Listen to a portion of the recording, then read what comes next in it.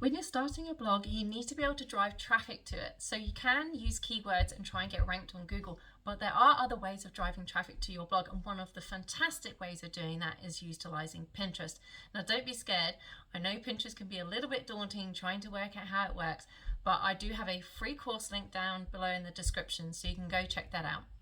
I'd highly recommend trying out different types of pins and just seeing what works with your account and your type of content. It can take a little while sometimes for Pinterest to actually rank your pins on Pinterest. So if you want to speed the process along, you can do Pinterest ads, and they're actually pretty cheap to start with. So you can run them at $1 a day for say 3 days and then see how that pin does and see how much interaction it gets. What's fantastic about Pinterest ads is that even after you've run your ad, if it got traction, say saves, comments, or outbound clicks, Pinterest will see that pin as something of value that people want to interact with. And that means Pinterest is going to keep pushing that pin out to more people for free. If you have any questions, feel free to leave them down in the comments below. If you found this video useful, please like and subscribe, as it will really help out my channel.